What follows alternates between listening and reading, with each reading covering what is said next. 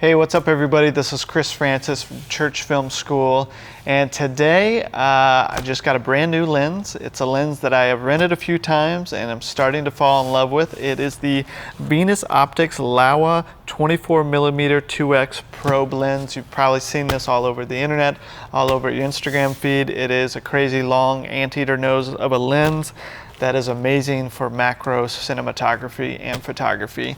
So like I said, I've rented it a few times and I thought, hey, I'm just gonna pull the trigger and buy this guy and film myself opening it up. So here we go. First thing comes with a little padded carrying case. It's got a couple of Velcro straps in here to strap the lens down, because this lens is so long that it is kind of awkward and you can't just throw it in your camera bag and roll with it. So this is kind of nice. This is what it comes with. If you rent it from like Lens Rentals or something like that, this is what it comes in. So we'll just set that aside. And then we've got the sweet briefcase here. I guess you can put a combination there if you want to lock up your anteater nose so nobody steals it from you. So this is pretty sweet. Pulp Fiction. What's it going to be? Woo! All right, let's see what we got here. We've got a little USB cable. The lens has a LED ring light at the end of it, and you can power it with this. See, we have a certificate in a foreign language that I don't understand, so super official, little user manual, I guess, and a guarantee card to guarantee that this is the right lens, I guess. I don't know. So let's see what else we got here. Some silica gels, keeping everything humidity free. This is, okay, so this is like a dimmable USB cable, so you can plug this into the lens and you can control the brightness of the ring light that's at the end of the lens. But to be honest, I don't see myself ever using this light ever. I guess it's nice to have if you're going to stick this thing like in a dirt hole trying to find a mole or a snake or something, but other than that, it pretty much makes your footage look like you're doing a 1980s wedding video and you have a camera light right on top of your camera just blasting everything, making everything look flat. So last but not least, we got the lens here coming in a plastic bag. Not quite sure why. It's like a really skinny like pool bag or something. And then here we are, the snorkel. The snorkel is here. Now I got, I'm gonna use this for my Canon C200s, which are Canon EF mounts. So I bought this in the EF mount, but I also bought this as the Cine version, which has the gears on the aperture and the focus here. When I've been renting this for other shoots, lensrentals.com only has the photo version of it, so it doesn't have lens gears.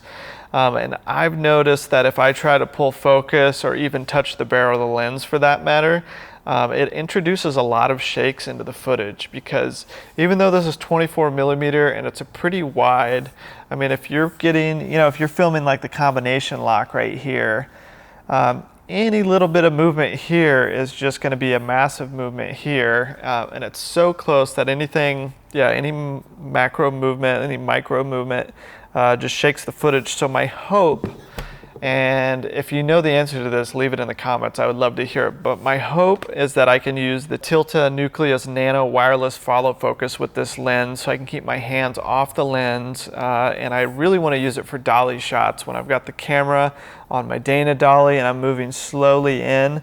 The depth of field, even though this is an f14 lens at wide open, which sounds like super closed down, but when you're at this close of a macro, your depth of field is razor thin. So my hope is that I can put this on a dolly, push in towards my subject, say it's the combination on this box, and that I can wirelessly pull the focus to keep it in focus. So that's my hope.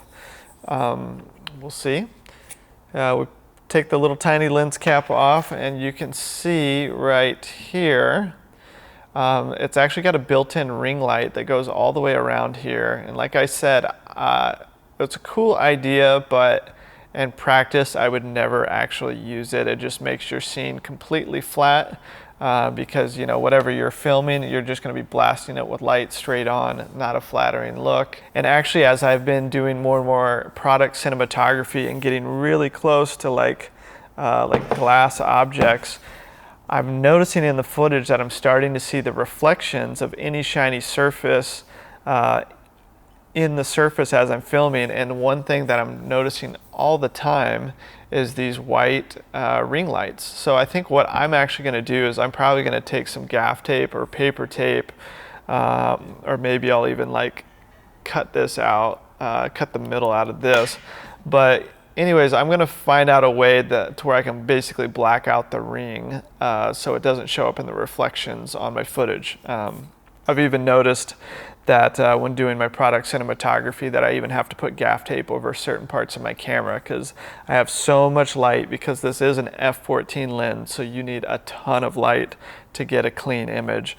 I have so much light that my camera is actually getting lit a whole bunch too, and there's little bits and pieces that are shiny, and that's showing up in the reflections as well. So something to think about. One thing that's really cool about this lens is the minimum focusing distance is literally 20 millimeters from the edge of the lens. I think like total it's like 1.5 feet maybe from the sensor of the camera, but this lens is almost 1.5 feet. So like literally if I had this lid here and I had the lens here, I would be able to get that in focus, which is just like mind-blowing and such a cool trick. So I think if you haven't had a chance to use this lens, you can rent this on lensrentals.com. You know, wait till they send out a 15% off coupon and you can get it for pretty darn cheap for a 2 or 3 day rental. So it's super fun, and if you have any questions about this lens, if I know the answers, I'd be happy to tell you my experiences, so just leave them in the comments below. But that's pretty much it for this video. It's not going to be a full review. I will show you right now some footage that I've done for my first couple of macro cinematography projects.